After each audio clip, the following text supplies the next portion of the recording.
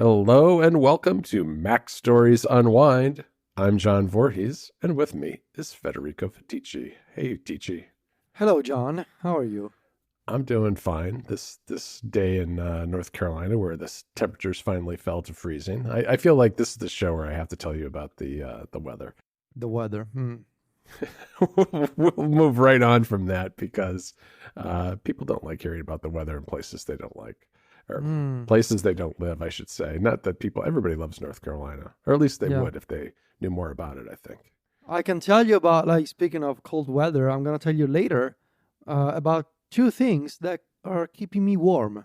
And I'm just going to leave it at that. I'm just going to, my pick is something, non-media related this week. So. Oh, okay. All right. Well, I thought you were going to tell me about how, how some people, during the holidays are warming themselves by the hearth at the family fireplace. Instead of putting logs on the fire and burning them, you put an eGPU in there and you use that to keep you and your family warm. You seem to know me well because it is related to electrical power.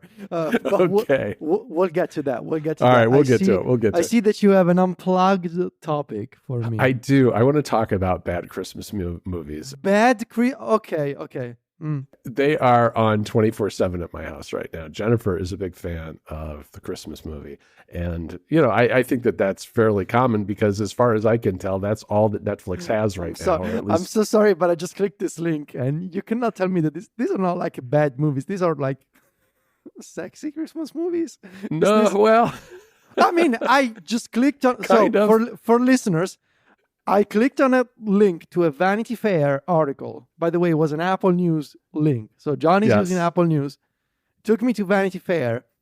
The headline. So there's like a sort of like a little extra thing that says "ho ho horny" above the headline, and below it it says, "In Hot Frosty and the Merry Gentleman, Netflix makes nice by getting naughty." So we're talking about two movies called Hot Frosty and The Merry Gentleman. Yes. Okay, good. Excellent. I have seen at least parts of both of these movies now. Parts of both. Okay. Well, I mean, these are the sort of movies where I will sit on the couch.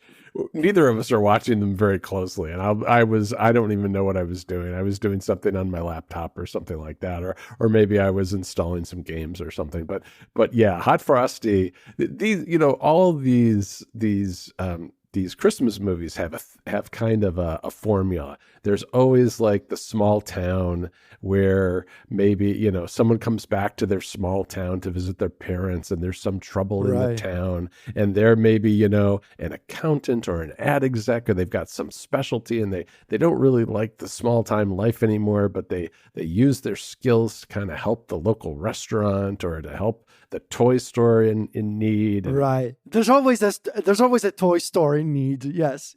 Right. And eventually they're like, they realize they really love their small town and they decide to, and they meet a partner there and they decide to settle down, and it's all kind of a formula. And these are very much like that, but Netflix has taken them in a slightly racy direction. I would not call these horny or racy movies, really. I mean, this is very much PG-13 type of stuff.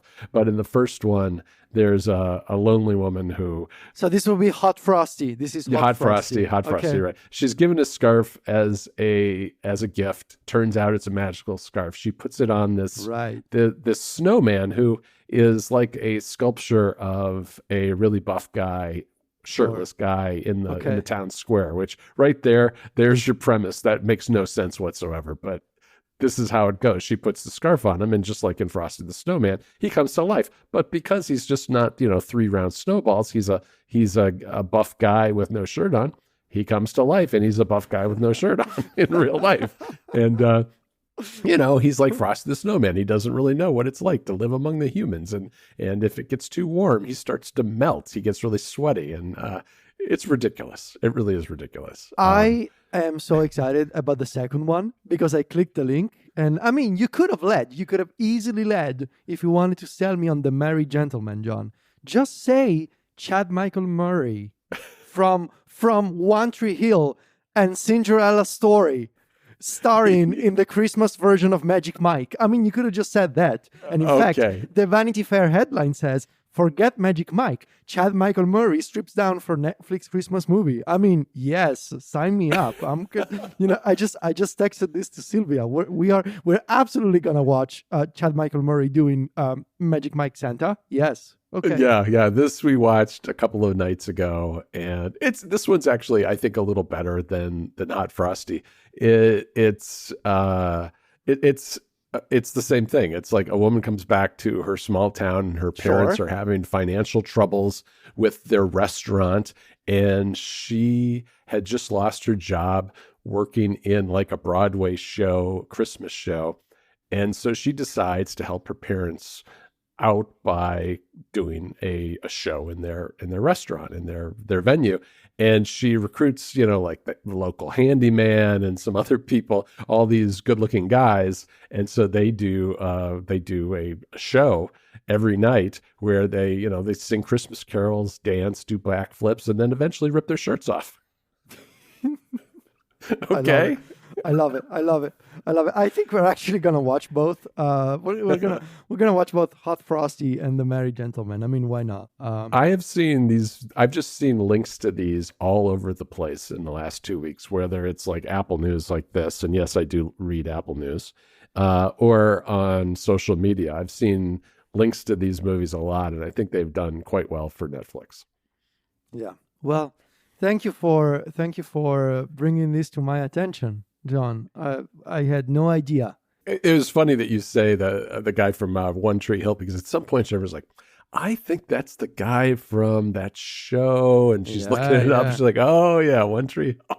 He's Chad Michael Murray, from in the mid 2000s, like it was the America's heartthrob, as they say. Yep. Yeah, he's the guy. He's the guy. We have since moved on to less racy Christmas movies starring, there was one that was set in Notting Hill in London, because I mean anything with British accents, I think Jennifer's kind of into. Right. So but there's been at least 3 or 4 Christmas movies already played in this. Yeah, this I don't know, man. Season. Maybe Jennifer was trying to tell you something. Maybe it's time to hit the gym, John. Hit the gym, or after Thanksgiving. Enjoy your turkey, enjoy your mashed potatoes, because after that, it's time to go back to the gym. Exactly. That's what your wife has been trying to tell you with the Christmas movie. Absolutely. Okay, so moving on from whatever that was, I wanted to mention 2 things that are keeping me warm, John. And it's you know me well. It's a charger and a battery. So yes, the charger is the new entry in my house. It's the ROG 120 watt GAN charger. So Asus, for their ROG line of gamer accessories, they recently made a GAN charger that can charge compatible devices for up to 140 watts of power. And the reason, it's very compact. It's got a bunch of USB-C ports, just like any other multi-port chargers. There's a specific combination of like power distribution. So right now, for example, I'm using just one USB-C port, and that's getting the max speed of 140 watts. But if I split it between the first port and the third port, or maybe ports 2 and 3, the power distribution is different. And that's explained on the manual, the little manual that you get when you buy the charger. But the reason I've been using this charger is, so this is now the fastest USB-C charger I have, and I'm using it to fast charge my incredible, insane, huge battery with a handle that I recently got. So this is my new, I think this is honestly my new favorite tech accessory. So this is the Ugreen 300 watts, 48,000 milliampere per hour battery. It's called that's actually the official name. 48,000 milliampere hour, 300 watts fast charging power bank. Now, this is not a power bank. You think of a power bank as a small rectangular thing that you can pick up with one hand. This is more like, how would you describe this? This is like a little tower. It's like a little tower. In height, it's about the same height of an iPhone. right? Okay. Think about it that way, Yeah, about yeah. the same height of an iPhone, but it's a little tower and it's got a handle on it because because it's quite heavy.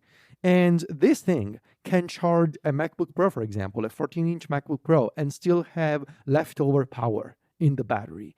It I would can, say that this reminds me in terms of its bulk and size of maybe like a HomePod, maybe a little smaller than that, but yeah, I mean, is it kind of that size in terms of like the volume of it? I know it's probably a lot heavier than a HomePod. it's heavier than a HomePod. I would say it's probably about that. It's about that size, and it's quite heavy. To paint you a picture, it's got a huge display on the front Uh-huh. that tells you how quickly you're charging and how much battery is left, how much power is going out, how much power is going in. It's got two USB-A ports and three USB-C ports. The first one can charge at 140 watts. The other two USB-C ports can charge at 100 watts. Okay. This thing has a light on the side. Mm-hmm. There's a vertical LED strip with a light button, and you press the light button and you can walk around. For example, let's say you're going camping, right? You're taking this battery with you because you're going camping and you're walking in the woods. It's later than you were anticipating, and you're like, should I use the flashlight on my phone? No, you can just grab your battery by the handle and activate the light, and now you have a powerful light illuminating your footsteps, as you're walking in the woods, going back home with your Ugreen battery and your phone. It's great. It's honestly great. The reason I got it is that I realized I wanted to have, this has been a bit of a topic on Unwind and MPC lately. Yeah. This thing of like portable accessories, but portable for the home. This is how we've been Right. calling them. So this is not a battery that you can take with you on a flight, because it's too big for flying with this thing. This is a portable device in the sense that you can move it around the house. And I got it because I wanted to be able to charge multiple devices while Sylvia and I are on the couch together. So maybe she needs to charge her phone or a MacBook, and maybe I need to charge my iPad, or maybe I'm on Yeah. the couch by myself, but I'm playing with the Legion Go, and the eGPU that I have at the moment does not also charge my Legion Go. So I need to both connect the eGPU and a USB-C cable for charging separately. So I Right. wanted to be able to charge multiple things with plenty of power to go by.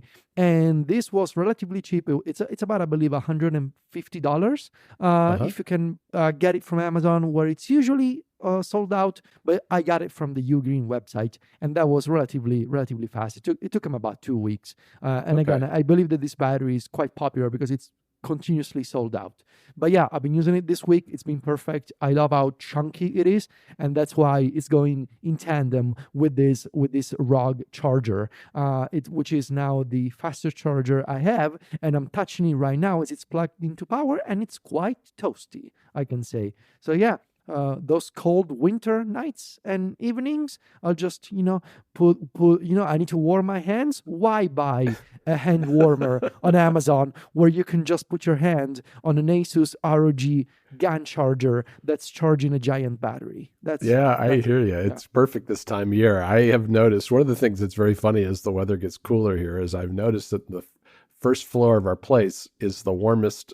If the heat's not on, the first floor of the 3 floors is the warmest, just because I have so many electronics charging or operating at one time, even though normally you would think the heat would rise and it would be warmer higher up. It's not, because of all the stuff charging. It keeps me nice and toasty warm without a heater. I wanted to point out to you that Anchor makes something very similar to this. Yeah. There's a Black Friday deal for, and it's 60,000 megawatt hours, a little bit bigger, similar device, same kind of handle situation. Milliampere. If it's 60 megawatt hours, it's like you were talking about a power station. Yeah, well, let me send you this great picture that I found that they have in the Anchor on Amazon for this device. It's a guy who is in fact camping with one of these things, and he has it over his shoulder, and then he has 4 solar panels strapped to his back so that he can charge it at 100 okay. watts. It's a 100-watt solar powered charger that he's got draped over his shoulders like a Superman cape. Yeah, this thing is serious. But it tops out. See, the thing is, it tops out at 60 watts. That's true. They have another one. They have another one that is a little more expensive. That is 90,000 milliamp hours, and it Okay. has 300 watt. Oh no, that's the solar generator. I don't know what this one tops out at, but this one's $140. That other one was like $110. But yeah, these things are. Oh yeah, this one can do 140, I think, but it's roughly the same price as the U Green, I think. So yeah, I don't know. I think that these are a good idea. I don't have one of these. I've thought about it. I like what I think would make it perfect for me is if it also had like an outlet, like a wall type plug that you Yeah, could yeah. plug that kind of device in. But I think there's very few battery packs that do that. And I think part of it is just the difficulty of maintaining that kind of power draw because Exactly. my Exactly. my one of the things I wanted to try is I'd like to get one of those batteries and plug a Mac Mini into it and see how that works with the new little Mac Mini. But Uh, the Mac Mini would be like like a pound and a half, and this battery is probably like 10 pounds or 8 pounds, mhm. or I don't even know what it is, but it's a lot. All right, Federico, I have a pick for you. Okay. The other evening, I decided, I need to get back into the Vision Pro more. And so I watched Deadpool and Wolverine in 3D on the Vision Pro. And Mm. it was pretty great. Went into one of the Apple immersive environments, one of the newer ones where there's like an island out in a lake with some fog, I think it is, and started up the movie, watched it, and it was great. I mean, it's about a 2 hour movie or so, a little more than that. And I did notice, having not used the Vision Pro for a while, I did notice the weight of it at first, but after a while, I was kind of into the movie and didn't notice it so much. And the 3D I thought was done very well in a way that at first I noticed it a lot during the opening sequence, but then it just kind of became the norm, and I felt like I was more immersed in the movie and didn't really notice the effect as much in a good way, which I thought was cool. I mean, this is a very typical Deadpool type of movie. I mean, it's Ryan Reynolds being sarcastic and extremely violent. And if you like that, it's a great movie for that. And it brings along Hugh Jackman, the Wolverine, and they team up to try to save the timeline. And it does all this fourth wall breaking stuff where they will, there's all kinds of references to Marvel. There's all kinds of references to Marvel's difficulties with some of their movies in recent times, which I thought was kind of funny. There are references that just went completely over my head because I'm not super deep into the Marvel universe, but it still was a really, really fun movie, and I really enjoyed it, particularly on the Vision Pro, because this is only the second movie I've ever watched on the Vision Pro. I watched Napoleon when it was out on Apple TV Plus, I think it was, which Hmm. really wasn't that great of a movie to begin with. So, I mean, that was a fairly good experience, but not a great movie. This was a fun movie, and I think Disney has done a very nice job with the Vision Pro. I'd love to see more companies do this kind of stuff, I guess, especially when it comes to like 3D, because one of the problems I have with the Vision Pro right now, it's like, well, you get all this immersive stuff that Apple puts out, but most of it's stuff that it's just not deep enough of a catalog, because so much of it is stuff that I wouldn't watch except for the fact that it's immersive. It's like, well, I'm not going to watch something just because it's immersive. I'm going to watch it because it's something that I'm interested in. And those have been kind of few and far between, unfortunately. But I think between the immersive stuff that Apple's doing more regularly now and adding more 3D content for movies and things like that, it's got, I think I'll be doing more of this coming up. The second thing I wanted to mention, just really briefly, Federico, before we wrap up, is that Apple's best of 2024 playlists are out in Apple Music. And one of my favorites is Alt Control, the ALTCTRL playlist, and the best of 2024 one is out. And I listened to it yesterday. It's a really good one. So I'll put a link in the show notes there too. All right.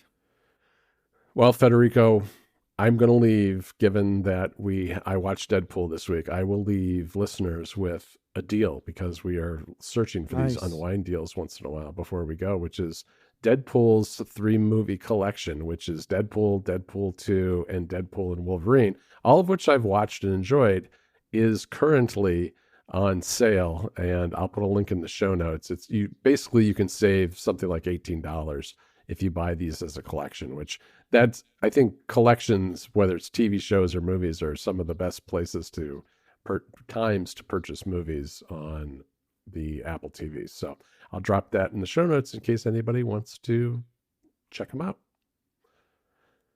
All right, Federico, that's it.